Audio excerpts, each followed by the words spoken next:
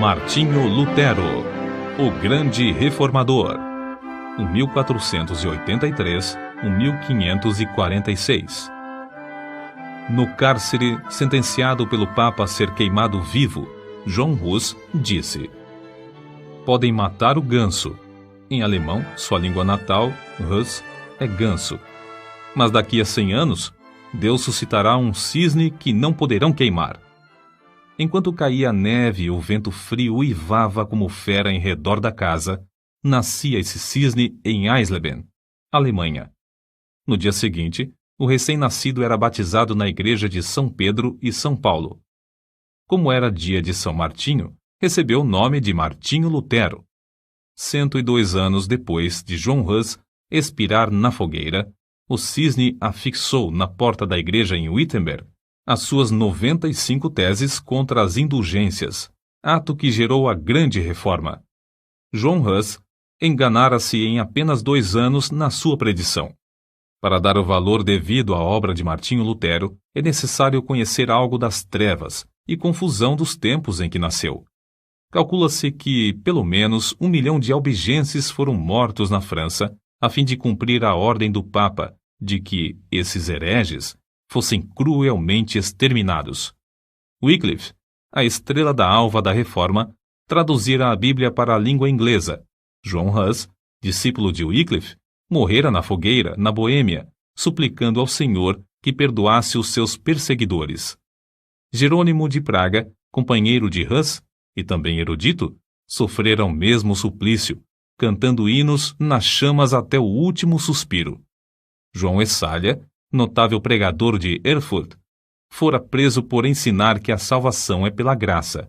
Seu frágil corpo fora metido entre ferros, onde morreu 4 anos antes do nascimento de Lutero. Na Itália, 15 anos depois de Lutero nascer, Savonarola, homem dedicado a Deus e fiel pregador da palavra, foi enforcado e seu corpo reduzido a cinzas, por ordem da Igreja Romana. Em tempos assim, nasceu Martinho Lutero. Como muitos dos mais célebres entre os homens, era de família pobre. Dizia ele: "Sou filho de camponeses. Meu pai, meu avô e meu bisavô eram verdadeiros camponeses." A isso acrescentava: "Há tanta razão para vangloriarmos-nos de nossa ascendência quanto há para o diabo se orgulhar da sua linhagem angélica." Para vestir, alimentar e educar seus 7 filhos, os pais de Martinho esforçavam-se incansavelmente. O pai trabalhava nas minas de cobre, a mãe, além do serviço doméstico, trazia lenha às costas da floresta. Os pais não somente se interessavam pelo desenvolvimento físico e intelectual dos filhos, mas também pelo espiritual. Quando Martinho chegou à idade de compreender, seu pai ensinou-o a ajoelhar-se ao lado da sua cama à noite e rogava a Deus que fizesse o menino lembrar-se do nome de seu Criador. Eclesiastes, capítulo 12, versículo 1. Sua mãe era sincera e devota. Ensinou seus filhos a considerar todos os monges como homens santos e a sentir todas as transgressões dos regulamentos da Igreja como transgressões das leis de Deus. Martinho aprendeu a recitar os 10 mandamentos e a oração do Pai Nosso, a respeitar a Santa Sé na distante e sagrada Roma e a olhar, tremendo, para qualquer osso ou fragmento de roupa que tivesse pertencido a algum santo. A base da sua religião formava-se mais em que Deus é um juiz vingativo do que um amigo de crianças. Mateus, capítulo 19, versículos 13 ao 15. Quando já adulto, Lutero escreveu: "Estremecia e tornava-me pálido ao ouvir alguém mencionar o nome de Cristo, porque fui ensinado a considerá-lo como um juiz encolerizado. Fomos ensinados que devíamos, nós mesmos, fazer propiciação por nossos pecados, que não podemos fazer compensação suficiente por nossa culpa, que é necessário recorrer aos santos dos céus e clamar a Maria para desviar de nós a ira de Cristo." O pai de Martinho, satisfeitíssimo pelos trabalhos escolares do filho, na vila onde morava, mandou-o, aos 13 anos, para a escola franciscana na cidade de Magdeburgo. O moço apresentava-se frequentemente no confessionário, onde o padre lhe impunha penitências e o obrigava a praticar boas obras para obter a absolvição. Esforçava-se incessantemente para adquirir o favor de Deus pela piedade, desejo esse que o levou mais tarde à vida em convento.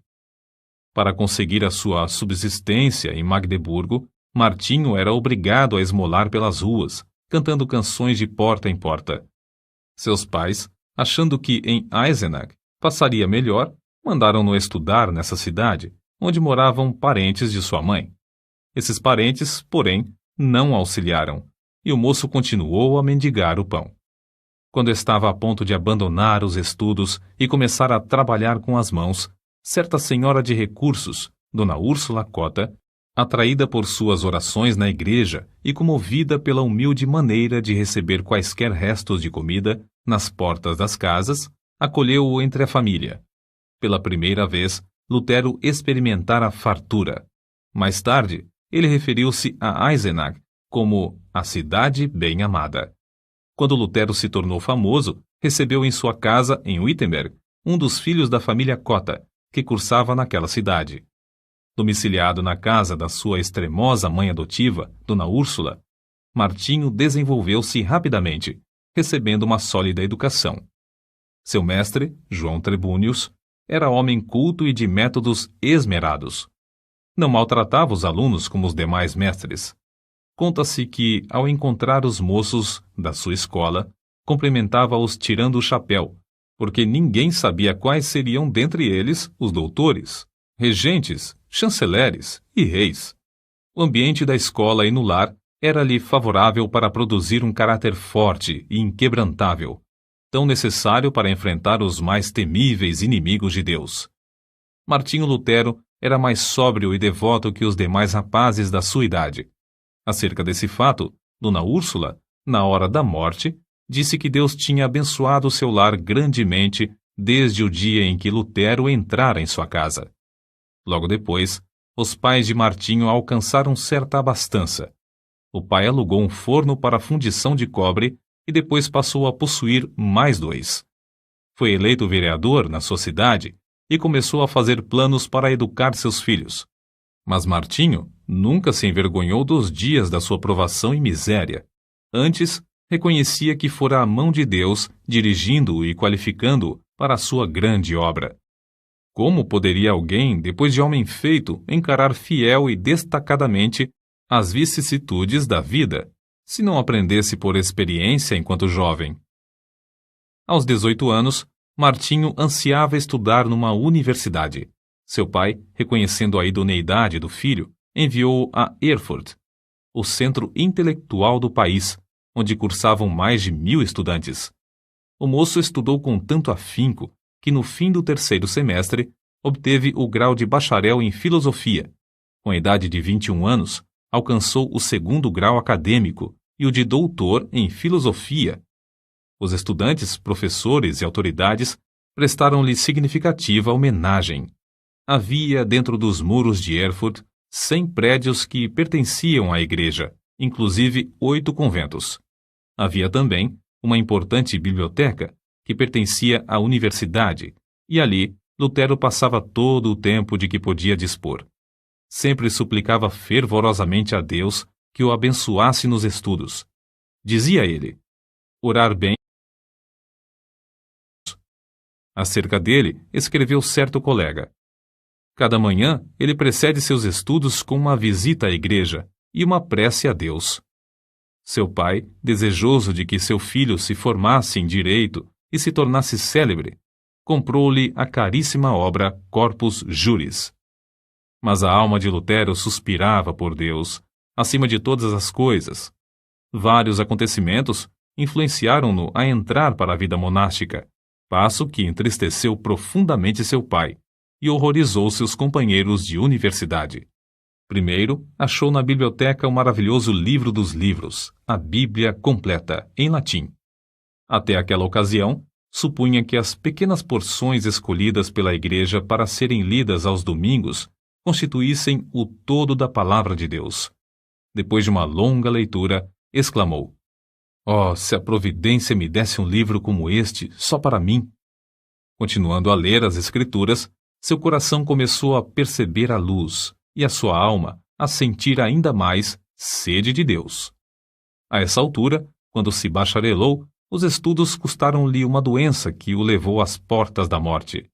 Assim, a fome pela palavra de Deus ficou ainda mais enraizada no coração de Lutero. Algum tempo depois da sua enfermidade, em viagem para visitar a família, sofreu um golpe de espada e 2 vezes quase morreu antes que um cirurgião pudesse tratar-lhe a ferida. Para Lutero, a salvação da sua alma ultrapassava qualquer outro anelo. Certo dia, um de seus íntimos amigos da universidade foi assassinado. Ah! Exclamou Lutero, horrorizado. O que seria de mim se eu tivesse sido chamado desta para outra vida tão inopinadamente? Mas, de todos esses acontecimentos, o que mais o abalou em espírito foi o que experimentou durante uma terrível tempestade quando voltava de visitar seus pais. Não havia abrigo próximo. Os céus estavam em brasa. Os raios rasgavam as nuvens a cada instante. De repente, um raio caiu ao seu lado. Lutero, tomado de grande susto e sentindo-se perto do inferno, prostrou-se gritando: Santana, salva-me, e tornar-me-ei monge. Lutero chamava esse incidente a minha estrada, caminho de Damasco, e não tardou em cumprir a sua promessa feita a Santana. Convidou então os seus colegas para cearem com ele. Depois da refeição, enquanto eles se divertiam com palestras e música, repentinamente anunciou-lhes que dali em diante poderiam considerá-lo como morto, pois ia entrar para o convento. Debalde e os seus companheiros procuraram dissuadi-lo do seu plano. Na escuridão daquela mesma noite, o moço, antes de completar 22 anos, dirigiu-se ao convento dos agostinianos e bateu. A porta abriu-se e Lutero entrou. O professor admirado e festejado, a glória da universidade, aquele que passara os dias e as noites curvado sobre os livros, tornara-se irmão agostiniano. O mosteiro dos agostinianos era o melhor dos claustros de Erfurt. Seus monges eram os pregadores da cidade, estimados por suas obras entre os pobres e oprimidos. Nunca houve naquele convento um monge mais submisso, mais devoto, mais piedoso do que Martinho Lutero. Submetia-se aos serviços mais humildes, como o de porteiro, coveiro, varredor da igreja e das celas dos monges. Não recusava mendigar o pão cotidiano para o convento nas ruas de Erfurt. Durante o ano de noviciado, antes de Lutero ser feito monge, seus amigos fizeram tudo para dissuadi-lo de confirmar esse passo. Os companheiros, os quais convidara para a ceia e anunciara a intenção de ser monge, ficaram no portão do convento 2 dias, esperando que ele voltasse. Seu pai, vendo que seus rogos eram inúteis e que todos os seus anelantes planos acerca do filho iam fracassar, quase enlouqueceu. Assim se justificou Lutero. Fiz a promessa a Santana para salvar a minha alma. Entrei para o convento e aceitei esse estado espiritual somente para servir a Deus e ser-lhe agradável durante a eternidade. Quão grande, porém, era a sua ilusão, depois de procurar crucificar a carne pelos jejuns prolongados, pelas privações mais severas e com vigílias sem conta, achou que, embora encarcerado na sua cela, tinha ainda de lutar contra os maus pensamentos. Sua alma clamava: dá-me santidade ou morro por toda a eternidade. Leva-me ao rio de água pura, e não a estes mananciais de águas poluídas. Traze-me as águas da vida, que saem do trono de Deus. Certo dia, Lutero achou na biblioteca do convento uma velha Bíblia, latina, presa à mesa por uma cadeia. Achara, enfim, um tesouro infinitamente maior que todos os tesouros literários do convento.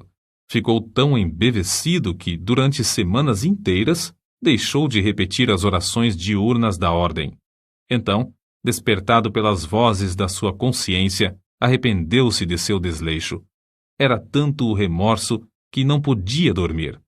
Apressou-se a reparar o seu erro. Fê-lo com tanto anseio que não se lembrava de alimentar-se. Então, enfraquecidíssimo por tantos jejuns e vigílias, sentiu-se oprimido pelas apreensões até perder os sentidos e cair por terra. Aí os outros monges o acharam, admirados novamente de sua excepcional piedade. Lutero somente voltou a si depois de um grupo de coristas o haver rodeado, cantando. A suave harmonia penetrou-lhe o coração e despertou o seu espírito. Ainda assim, lhe faltava a paz perpétua para a alma. Ainda não havia ouvido cantar o coro celestial. Glória a Deus nas alturas, paz na terra, boa vontade para com os homens. Nessa altura, o vigário-geral da ordem agostiniana, Staupitz, visitou o convento. Era homem de grande discernimento e devoção enraizada.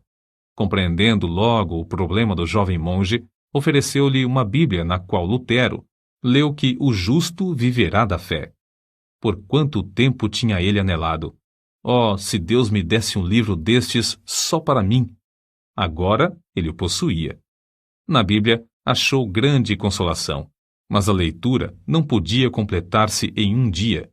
Ficou mais determinado do que nunca a alcançar paz para sua alma, na vida monástica, jejuando e passando noites a fio sem dormir. Gravemente enfermo, exclamou: os meus pecados, os meus pecados! Apesar de sua vida ter sido livre de manchas, como ele afirmava e outros testificavam, sentia sua culpa perante Deus, até que um velho monge lembrou-lhe uma palavra do credo: creio na remissão dos pecados.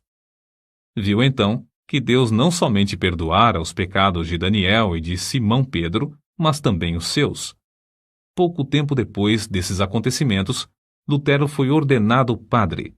A primeira missa que celebrou foi um grande evento. O pai, irreconciliável desde o dia em que o filho abandonara os estudos de advocacia, assistiu à primeira missa de Lutero, vindo a cavalo de Mansfield, com uma boa oferta para o convento, acompanhado de 25 amigos. Depois de completar 25 anos de idade, Lutero foi nomeado para a cadeira de filosofia em Wittenberg, para onde se mudou a fim de viver no convento da sua ordem. Sua alma, porém, anelava pela palavra de Deus e pelo conhecimento de Cristo. No meio das ocupações do professorado, dedicou-se ao estudo das Escrituras e, no primeiro ano, conquistou o grau de bacalaureus ad Bíblia. Sua alma ardia com o fogo dos céus. De todas as partes acorriam multidões para ouvir os seus discursos, os quais fluíam abundante e vivamente do seu coração, sobre as maravilhosas verdades reveladas nas Escrituras. Um dos mais afamados professores de Leipzig, conhecido como Luz do Mundo, disse: este frade há de envergonhar todos os doutores. Há de propalar uma doutrina nova e reformar toda a igreja, porque ele se baseia na palavra de Cristo, palavra à qual ninguém no mundo pode resistir e que ninguém pode refutar, mesmo atacando-a com todas as armas da filosofia. Um dos pontos iluminantes da biografia de Lutero é a sua visita a Roma. Havia surgido uma disputa renhida entre 7 conventos dos agostinianos, os quais decidiram deixar os pontos de dissidência para o Papa resolver. Lutero, sendo o homem mais hábil e eloquente, além de altamente apreciado e respeitado por todos os que o conheciam, foi escolhido para representar o seu convento em Roma. Fez a viagem a pé, acompanhado de outro monge. Nesse tempo, Lutero ainda continuava a dedicar-se fiel e inteiramente à Igreja Romana. Quando, por fim, chegaram ao ponto da estrada onde se avistava a famosa cidade, Lutero caiu em terra e exclamou: saúdo-te, santa cidade! Os 2 monges passaram um mês em Roma, visitando os vários santuários e os lugares de peregrinação. Lutero celebrou missa 10 vezes. Lastimou, ao mesmo tempo, que seus pais ainda não tivessem morrido a fim de poder resgatá-los do purgatório.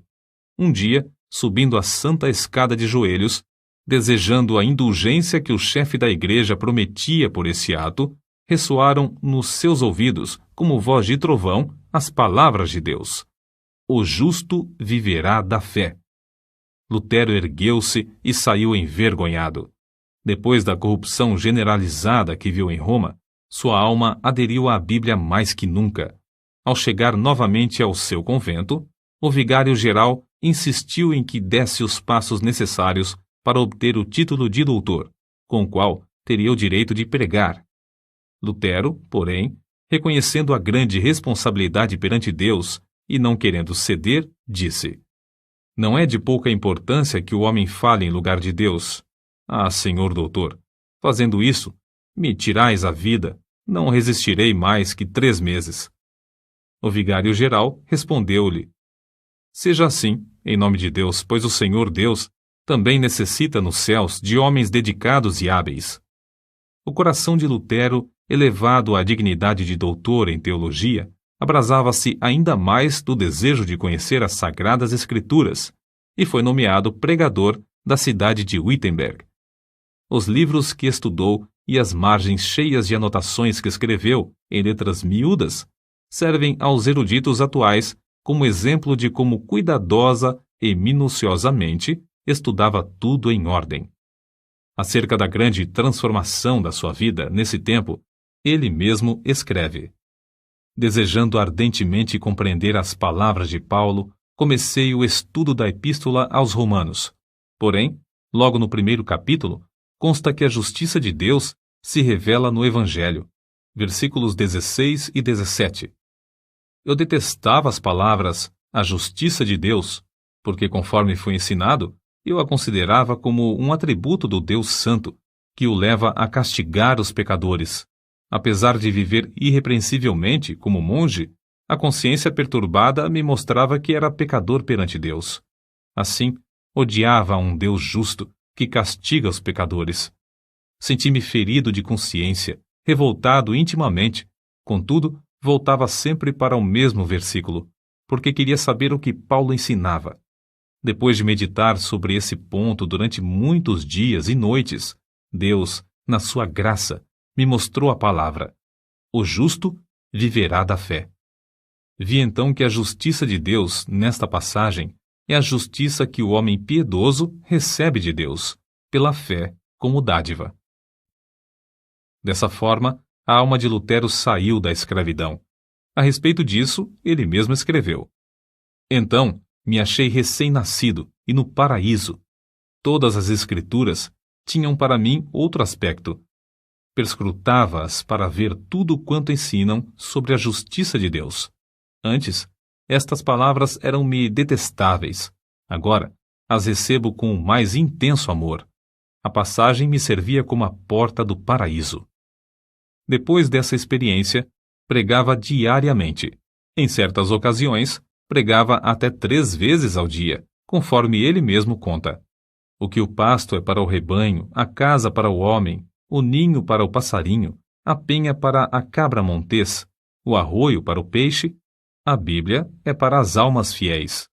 A luz do Evangelho, por fim, tomara o lugar das trevas, e a alma de Lutero abrasava por conduzir os seus ouvintes ao Cordeiro de Deus, que tira todo o pecado. Lutero levou o povo a considerar a verdadeira religião, não como uma mera profissão ou sistema de doutrinas, mas como vida em Deus. A oração não era mais um exercício sem sentido, mas o contato do coração com Deus, que cuida de nós com amor indizível. Nos seus sermões, Deus revelou o seu próprio coração a milhares de ouvintes por meio do coração de Lutero. Convidado a pregar durante uma convenção dos agostinianos, não deu uma mensagem doutrinal de sabedoria humana, como se esperava, mas fez um discurso ardente contra a língua maldizente dos monges.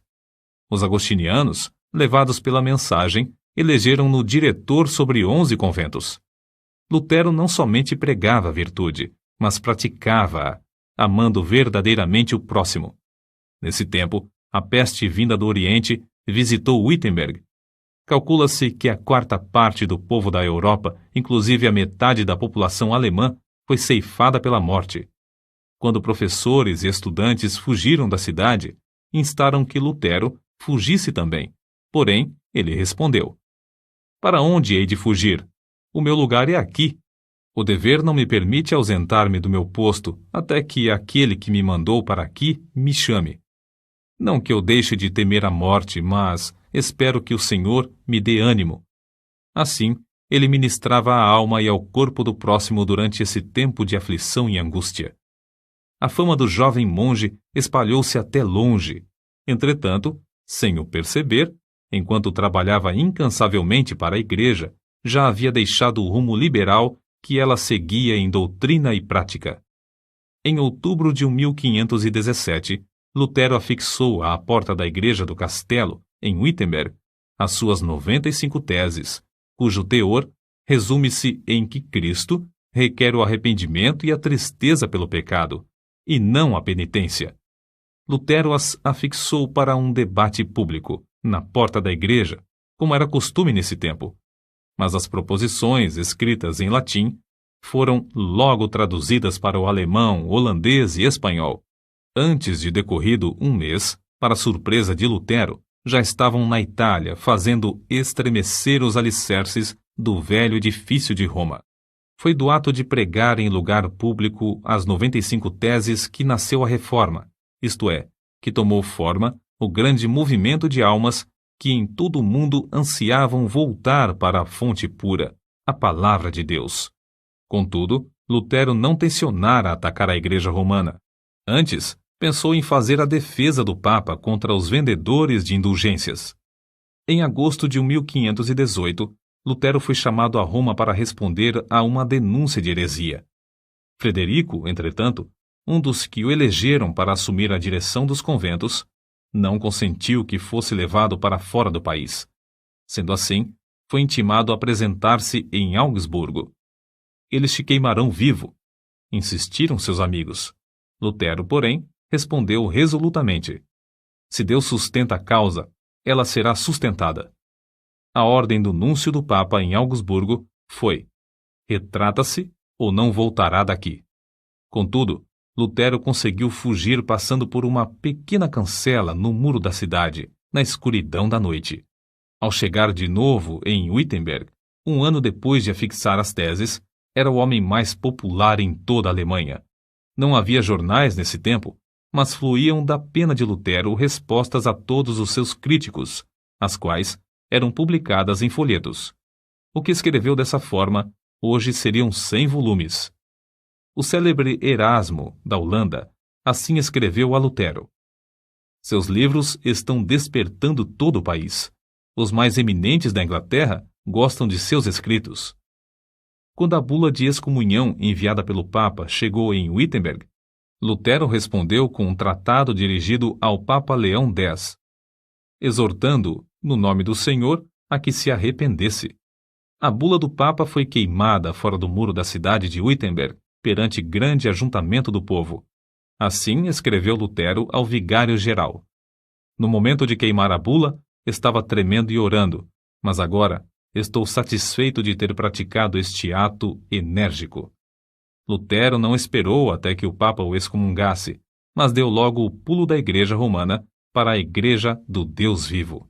Nesse ínterim, o imperador Carlos V, que ia convocar sua primeira dieta, Assembleia Política, na cidade de Worms, queria que Lutero comparecesse para responder pessoalmente aos seus acusadores. Os amigos de Lutero insistiam em que se recusasse a ir. Não fora John Hus entregue a Roma para ser queimado apesar da garantia de vida por parte do imperador? Mas em resposta a todos os que se esforçavam por dissuadi-lo de comparecer perante seus terríveis inimigos, Lutero, fiel à chamada de Deus, respondeu: ainda que haja em Worms tantos demônios quantas sejam as telhas nos telhados, confiando em Deus, eu aí entrarei. Depois de dar ordens acerca do trabalho, no caso de ele não voltar, partiu. Na sua viagem para Worms, o povo afluía em massa para ver o grande homem que teve coragem de desafiar a autoridade do Papa. Em Mora, pregou ao ar livre, porque as igrejas não mais comportavam as multidões que queriam ouvir seus sermões. Ao avistar as torres das igrejas de Worms, levantou-se na carroça em que viajava e cantou o hino de sua autoria, Ein Festberg, Castelo Forte, que se tornaria o mais famoso da Reforma. Ao entrar, por fim, na cidade, estava acompanhado de uma multidão muito maior do que a que fora ao encontro de Carlos V. No dia seguinte, foi levado perante o imperador, ao lado do qual se achavam o delegado do Papa, 6 eleitores do Império, 25 duques, 8 margraves, 30 cardeais e bispos, 7 embaixadores, os deputados de 10 cidades e grande número de príncipes, condes e barões. É fácil imaginar que o reformador era um homem de grande coragem e de físico forte para enfrentar tantas feras que ansiavam despedaçar-lhe o corpo. A verdade é que passara uma grande parte da vida afastado dos homens, e mais ainda, achava-se fraco da viagem durante a qual foi necessário que um médico o atendesse. Entretanto, mostrou-se corajoso, não em sua própria força, mas no poder de Deus. Sabendo que tinha de comparecer perante uma das mais imponentes assembleias de autoridades religiosas e civis de todos os tempos, Lutero passou a noite anterior em vigília. Prostrado com o rosto em terra, lutou com Deus, chorando e suplicando. Um dos seus amigos ouviu-o orar assim: Ó Deus Todo-Poderoso, a carne é fraca, o diabo é forte. Ah, Deus, meu Deus, que perto de mim estejas contra a razão e a sabedoria do mundo. Falo, pois somente tu podes fazer. Não é a minha causa, mas sim a tua. Que tenho eu com os grandes da terra? É a tua causa, Senhor, a tua justa e eterna causa. Salva-me, ó Deus fiel, somente em ti confio. Ó Deus, meu Deus, vem, estou pronto a dar como um cordeiro a minha vida. O mundo não conseguirá prender a minha consciência, ainda que esteja cheio de demônios. E se o meu corpo tem de ser destruído, a minha alma te pertence e estará contigo eternamente. Conta-se que, no dia seguinte, na ocasião de Lutero transpor a porta para comparecer perante a dieta, o veterano general Freudesburgo colocou a mão no ombro do reformador e disse-lhe: Pequeno monge, vais a um encontro diferente, que eu ou qualquer outro capitão jamais experimentamos, mesmo nas nossas conquistas mais ensanguentadas. Contudo, se a causa é justa e sabes que o é, avança no nome de Deus, e não temas nada. Deus não te abandonará. O grande general não sabia que Martinho Lutero vencera a batalha em oração e que entrava somente para declarar-lhes que a havia vencido de maiores inimigos. Quando o núncio do Papa exigiu de Lutero, perante a augusta Assembleia, que se retratasse, ele respondeu: Se não me refutardes pelo testemunho das Escrituras ou por argumentos, uma vez que não creio somente nos papas e nos concílios, por ser evidente que já muitas vezes se enganaram e se contradisseram uns aos outros, a minha consciência tem de ficar submissa à palavra de Deus. Não posso retratar-me, nem me retratarei de qualquer coisa, pois não é justo nem seguro agir contra a consciência. Deus me ajude. Amém. De volta ao seu aposento, Lutero levantou as mãos ao céu e exclamou com o rosto todo iluminado: Está cumprido, está cumprido.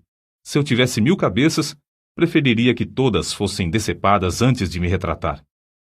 A cidade de Worms, ao receber as notícias da ousada resposta de Lutero ao núncio do Papa, alvoroçou-se. As palavras do reformador foram publicadas e espalhadas entre o povo, que afluiu para honrá-lo.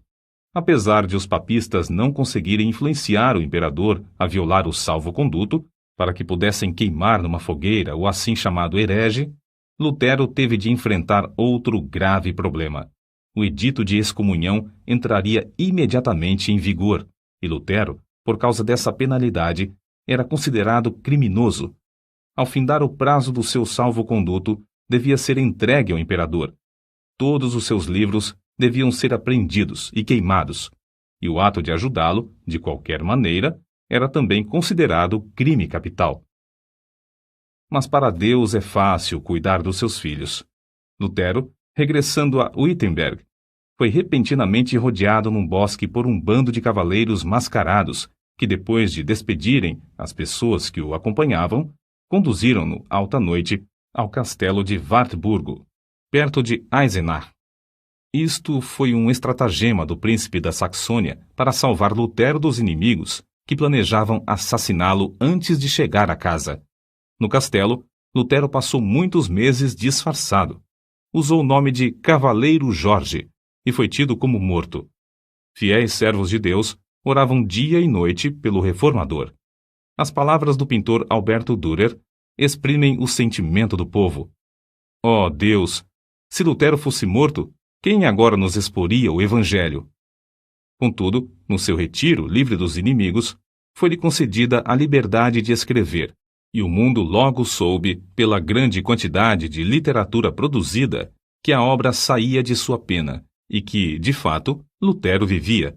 O reformador conhecia bem o hebraico e o grego, e em 3 meses tinha vertido todo o Novo Testamento para o alemão. Em poucos meses mais, a obra estava impressa e nas mãos do povo.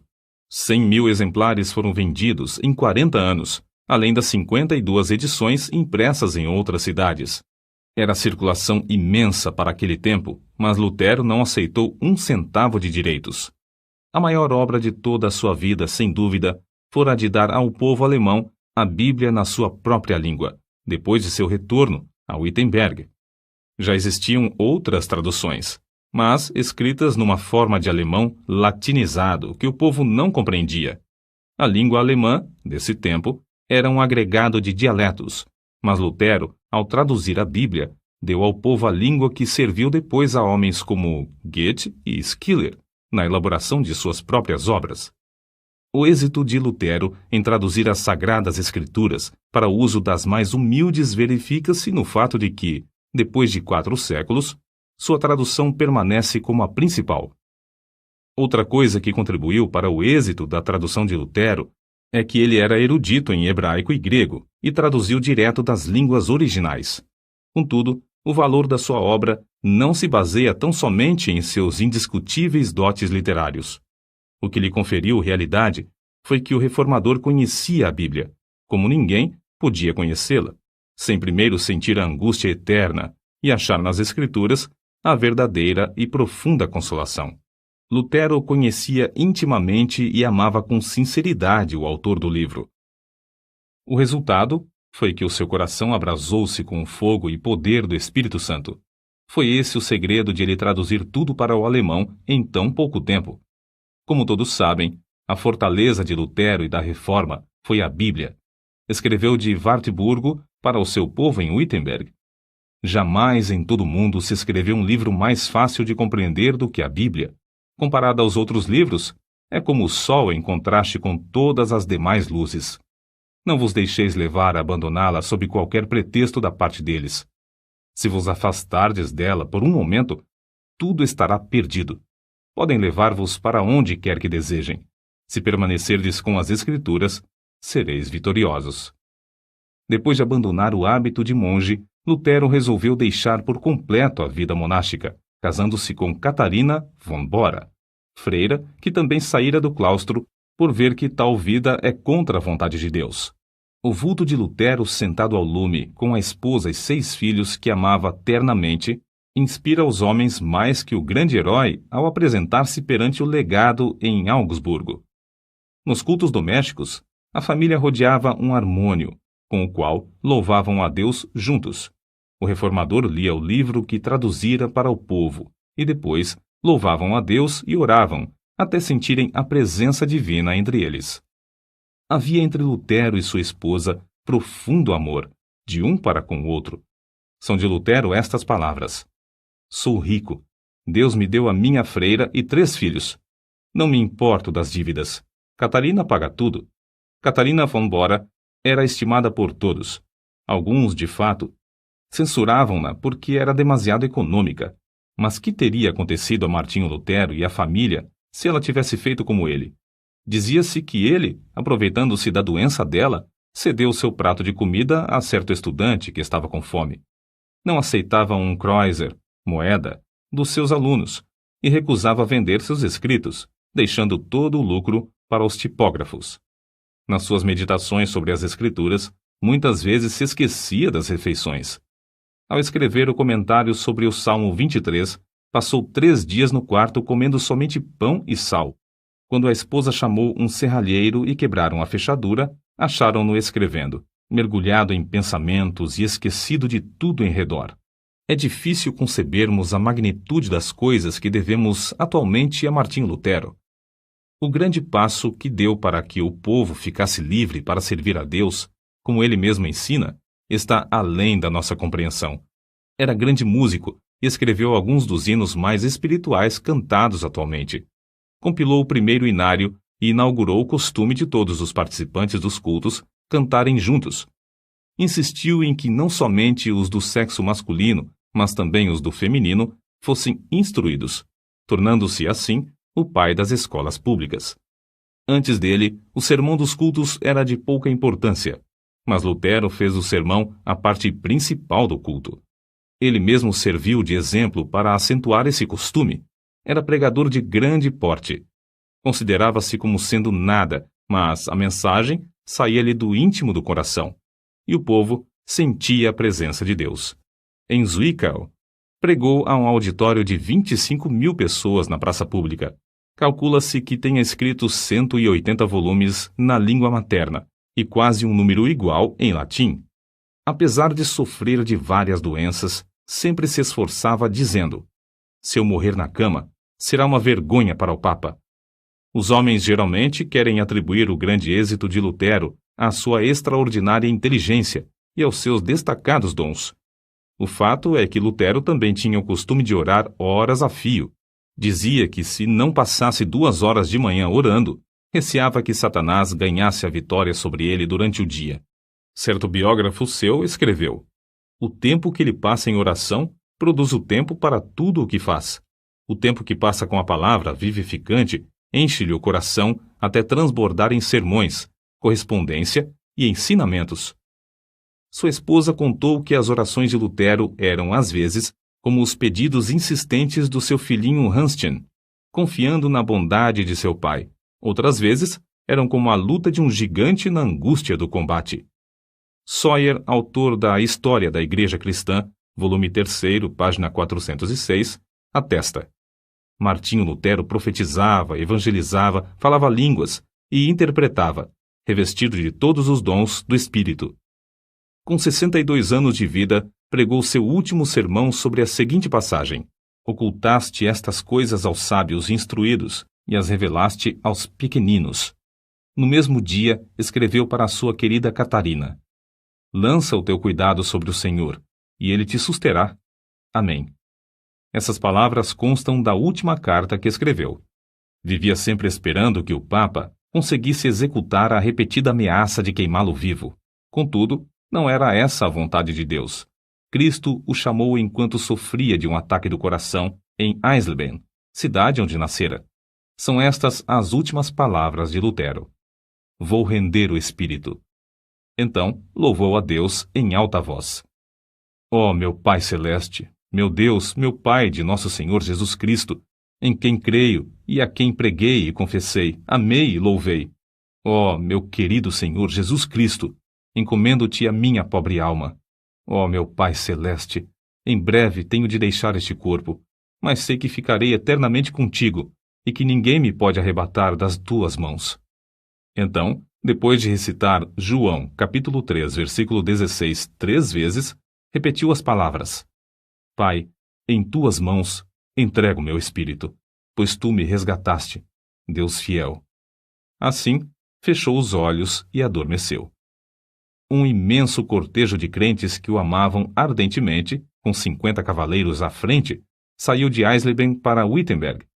Passando pela porta da cidade onde o reformador queimara a bula de excomunhão, entrou pelas portas da igreja onde, há 29 anos, afixara suas 95 teses. No culto fúnebre, Bugenhagen, o pastor, e Melanchthon, inseparável companheiro de Lutero, discursaram. Depois, abriram a sepultura, preparada ao lado do púlpito, e ali depositaram o corpo. 14 anos depois, o corpo de Melanchthon achou descanso no outro lado do púlpito. Em redor dos dois, jazem os restos mortais de mais de 90 mestres da universidade. As portas da igreja do castelo, destruídas pelo fogo no bombardeio de Wittenberg em 1760, foram substituídas por portas de bronze em 1812, nas quais estão gravadas as 95 teses. Contudo, este homem que perseverou em oração deixou gravadas, não no metal que perece, mas em centenas de milhões de almas imortais, a palavra de Deus, que dará fruto para toda a eternidade. Nota: os albigenses são considerados os heréticos de maior importância dentro da Igreja Católica durante a Idade Média. Devem seu nome à cidade de Albi, na França. O Papa Inocêncio III lançou a Cruzada Albigense, 1209 ao 1229, que reprimiu seus seguidores de forma brutal. Só pequenos grupos sobreviveram, e mesmo assim, logo foram perseguidos pela Inquisição, até fins do século XIV.